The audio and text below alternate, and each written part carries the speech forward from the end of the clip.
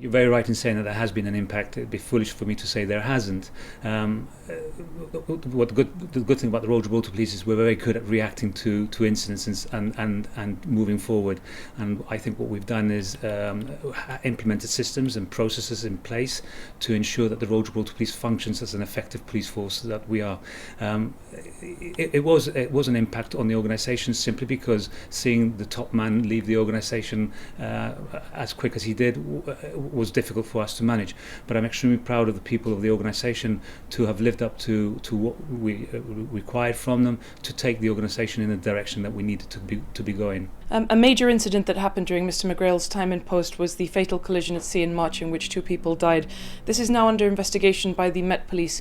What would you say to people who would point out that you were second in command at the time and also a decision maker?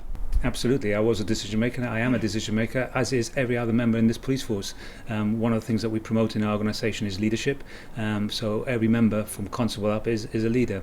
With regards to this incident, I can't comment too much about it because obviously there's a judicial process, there's an investigation taking place, and it would be unfair for me to comment on it. With regards to the decision-making processes, the Commissioner of Police at the time was Ian McGrail. I was his second in command, and we did make decisions at the time of the incident, but he was the leader of the organisation at the time. We discussed a number of the issues at hand, and he took the appropriate decisions at the time which he thought were prudent for the investigation to happen. Now, the Metropolitan Police are in Gibraltar this week to continue their investigation. What can you tell us about this investigation? Obviously without going into too much detail as it's ongoing, but maybe about the process and the procedures? Correct. So it is sub judice. I can't comment too much about it because it'd be unfair on the investigating team, the police officers that are subject to the investigation, and the victims of the incident, the families. This was a very unfortunate incident, very sad, which we naturally regret. But obviously there is a due process in place, and the Metropolitan Police were called upon by Commissioner McGrail to carry out a transparent investigation, which is happening at this moment in time. Moving on to other challenges of the time, COVID-19. Now, with the lockdown relaxed and the emphasis more on people taking it upon themselves to respect the rules, what is the RGP's role in enforcement going forward? So we've been very much engaged with the group that was pushing forward all the decision-making processes, led by the Minister for Civil Contingencies, Samantha Sacramento. And what we have tried to do is ensure that we don't police people simply because it is unfair to do so, and the Chief Minister, he himself, has said on numerous occasions that he did not want Gibraltar to become a police state. So what we have been doing is engaging with the public and educating them, and as a last resort, enforcing. Is the RGP prepared to step up its efforts on this front again if lockdown rules should start to be reimposed, especially given the possibility that people might not be so receptive the second time round? Oh, absolutely. So from the outset, when everything started flaring up, the organisation created a business continuity plan in order to protect the organisation as we moved forward, because it was going to have an impact on us. It was going to have an impact on service delivery, but it was going to have an impact on our people simply because they too could get infected. So if you have 1, 2, 3 police officers get infected, you've got a number of people that are working around them that need to isolate as well. So we were conscious of that. We created a surge document as well. So the surge document allows us to go through different phases of lock-in and unlocking, and to be able to resource appropriately. And then we created a third document which we currently have in place, which is our business recovery plan, because whether we like it or not, COVID-19 has had a massive impact on policing. It has had a massive impact on training and learning within the organisation, because our people need to be skilled. So we're adapting to the environment as it changes very rapidly, but we're conscious of the fact that Gibraltar could go back into a lockdown. I mean, and the Chief Minister, he himself alluded to it, that this could possibly be the case in September. So as an organisation, we've got plans in place to react. You also take over at a time when the challenges of Brexit will be making themselves known in the near future, especially if no deal is agreed. How could this impact policing, for example, Gibraltar leaving the European arrest warrant scheme? Correct, and these are things that we're very conscious about it, but again, working very closely with Her Majesty's Government of Gibraltar, the Attorney General, and with the Spanish contingency that are keep on meeting us for the different memorandums of understanding. I think the beauty about policing is that we do a lot of talking already anyway, so if any of the processes have been easy or easier has been the policing side of the Brexit talks for under the memorandums of understanding. In terms of policing, what would you want to see from a Brexit deal?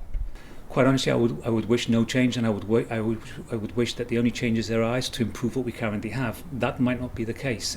So we are preparing for the eventuality of having to return to other forms of tools, or having new tools to be able to investigate crimes which happen in the European state or in Gibraltar, where we need to be reciprocating information and people.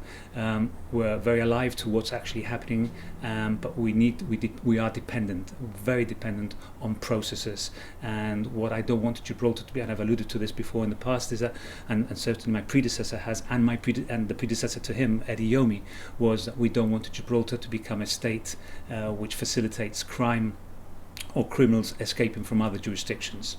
Gibraltar has recently reduced its threat level from substantial to moderate for the first time since 2015, but of course the threat of terrorism remains. What can you tell us about the RGP's efforts tackling this area and advice for the public? Well, we continue to advise the public to be vigilant and report anything that they feel is suspicious. It is very important. The public are our eyes. We depend on the public, but our response to it is going to be very much the same. You will continue to see our police officers engaged in focused patrols to prevent any counter-terrorism threats. We will continue to engage with the public. We will continue to deploy officers within the project server to ambient, and we will be working with our partners to make sure that Gibraltar remains safe.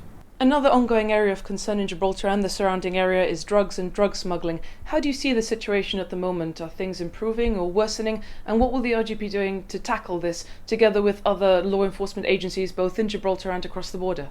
Well, first and foremost, we will continue to tackle it together with our partners. We can't do this by ourselves. Going back to your earlier question about the fact that whether it's getting worse or better, I don't have the data for that.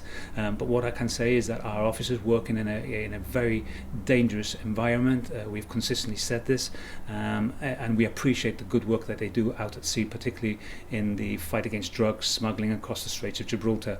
They work very closely with our Spanish counterparts, sharing information and intelligence. But this is a very fluid policing activity, counteracting drug supplying. But it is a very dangerous one, and so much so that we had the unfortunate incident that happened on the 8th of March. And in the modern age, there's also cybercrime. What is the RGP's strategy for tackling this, especially given its often international nature? Does the RGP have the necessary resources to tackle this growing area of crime? It is growing. I think you've hit the nail on the head. Cybercrime is massive, quite honestly, and it's taken up a lot of our business. So if I look at my economic crime unit, when I joined the organisation 32 years ago, our economic crime unit was just 2 officers. We now have a team of about 15 officers dedicating a lot of time fighting crime, particularly through cyber, where people are being affected financially, but also being abused and so forth. So we need to be resilient in that regard, have more measures in place, and make people aware of the fact that cybercrime is out there and is going to be big. It will be bigger. What can you tell us about your recent meeting with the Governor? So essentially I met the Governor for the first time on Monday last week to discuss my vision for the Royal Gibraltar Police, and I've outlined what my key priorities are. I've done this in consultation with the Chairman of the Gibraltar Police Authority, and obviously most importantly the Command. But one thing that I have said from the outset is that we're striving to do a lot of good things for this organisation, but for me the most important people in this organisation is not the Commissioner, it's not the Command, but it's the people who work for us, the people who are constantly fighting crime for us. It's important that they're acknowledged. It's important that they have the tools available for them to fight crime, and that we invest in their future. And I will be doing this by collaborating with other partners, but working very closely and seeking the advice of His Excellency the Governor, who has already done this with the Police Authority, having a relationship where we can share issues of mutual concern, but that they can make me accountable for efficiency and effectiveness. And obviously with Her Majesty's Government of Gibraltar, which I have an excellent relationship with the Minister for Justice and the Chief Minister, of course. And what can you tell us about your vision for the future as Commissioner? Well, the vision is a long vision, quite honestly, and there's a lot of things that we're already implementing in the organisation. So if I can talk about one of the most important things for this organisation is implementing all the recommendations for Her Majesty's Inspector of Constabulary and Fires and Rescue Services. So what we need to be doing is having a team of people who can provide a better corporate services delivery, and what that will do is improve internal service delivery within our organisation. So there's a lot of work to be done with regards to HMIC recommendations, but we need to make sure that the organisation can provide a good delivery of service for our people internally, but we must be able to do so likewise for the people, our customers, externally. So that's one of the key areas, but I'd be here forever talking about the vision if we were to expand on it further. On your social media, you've emphasised that you want to move away from a culture of blame towards a greater focus on the code of ethics, on community engagement. What sort of environment are you hoping to create or build on in the RGP? Do you feel there is a culture of blame at the moment? Hand on heart, there has been a culture of blame. Yes, there has. And what I want to make sure is that we change the culture. Changing culture is not easy, and I've already addressed this with members of the command, and I've already started to address it with the rank and file of the organisation through our drop-in clinics. I want to ensure that people can make not make risk-averse decisions, but make decisions on the basis of the information, the intelligence that they have at the time, and if they make the wrong decision, that we learn from it. It is very important that this happens, because what happens is that you can share learning and you can make the organisation better.